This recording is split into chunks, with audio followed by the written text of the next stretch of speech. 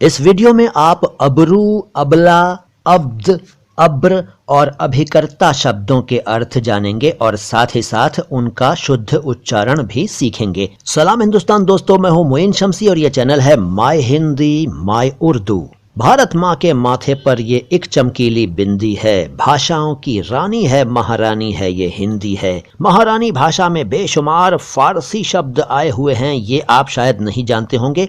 हजारों शब्द आप सुबह से शाम तक फारसी के बोलते हैं और अरबी के भी बोलते हैं, तुर्की के भी बोलते हैं, लेकिन फिलहाल एक फारसी भाषा का जिक्र करते हैं और वो शब्द है अबरू। आपने एक गाना सुना होगा पुराना, अबरू की कटारी को दो धार और ज्यादा छलके तेरी आंखों से, सुना है ना? उस गाने में अबरू शब्द आया है। कई लोग उसको समझ ही नहीं पाते हैं कि वो है क्या शब्द बोल दिया मोहम्मद रफी साहब ने उस गाने में। शब्द है अबरू। अबरू फारसी भाषा का शब्द है, इसका अर्थ है आईब्रो, भव।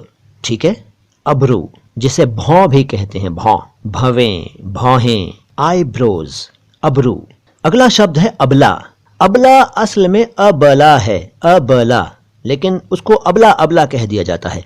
अबला शब्द संस्कृत भाषा का है, इसका अर्थ है जिसमें बल न हो, जिसमें बल कम हो। वैसे आमतौर पर महिलाओं के लिए यह शब्द इस्तेमाल किया जाता है, लेकिन मैं इसके अर्थ से पूरी तरह से सहमत नहीं हूँ, मुत्तफिक नहीं हूँ।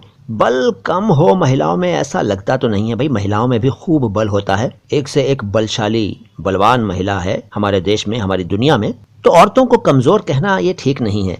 बहरहाल अर्थ मैंने आपको बताया। अगला जो है शब्द वो है अब्द।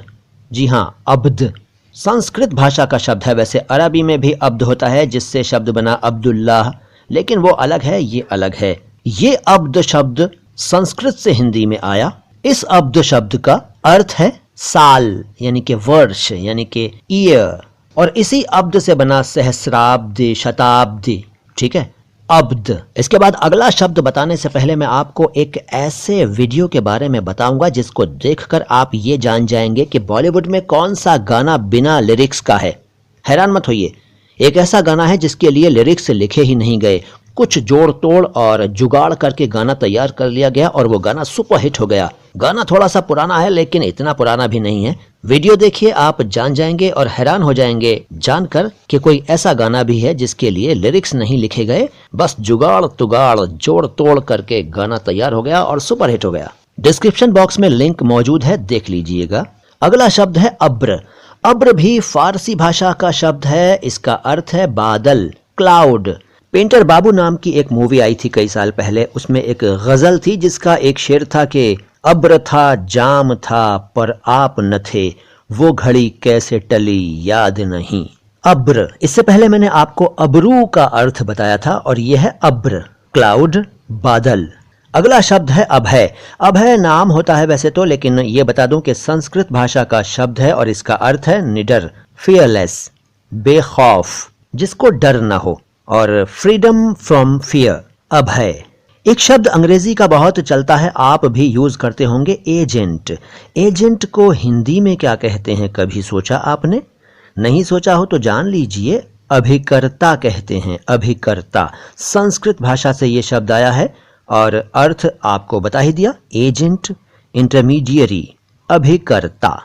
दोस्तों, अगर आप हमारे किसी वीडियो में शामिल होना चाहते हैं तो अपना 1 मिनट तक का वीडियो रिकॉर्ड करके हमें मेल कर दीजिए। हमारा मेल आईडी है myhindimyurdu@yahoo.com। उस वीडियो में इस चैनल के बारे में, यानी कि my Hindi my Urdu channel के बारे में कुछ ना कुछ जरूर बोलिएगा। इसके अलावा अगर आप यूट्यूबर हैं और हमारे साथ कोलैब करना चाहते हैं तो उसके लिए भी मेल कीजिए। मुझे आपके साथ कोलैब करने में खुशी होगी। शर्त यह है कि आपका कोई चैनल ऐसा हो जिसमें आप अच्छे अच्छे वीडियो बनाते हो और लोगों के काम के वीडियोस बनाते हो। हमारे चैनल को अगर आपने अभी तक सब्सक्राइब नहीं किया है तो सब्सक्राइब कर लीजिए। बेल आइकन प्रेस नहीं किया हो तो वो भी प्रेस कर लीजिए ताकि आपको हमारे आने वाले वीडियोस की सूचना तुरंत मिल जाया करे। कमेंट बॉक्स में कुछ ना कुछ जरूर लिखा करिए। हमारे वीडियोस के लिंक्स को ज्यादा से ज्यादा शेयर कीजिए ताकि जानकारी सब तक पहुंचे और सबका भला हो। फेसबुक पर हमारे पेज को फॉलो जरूर कीजिए। इंस्टाग्राम और ट्विटर पर भी हमारे साथ हो जाइए। आता हूं लेकर बहुत जल्द कुछ और जानकारी हिंदी और उर्दू के बारे में।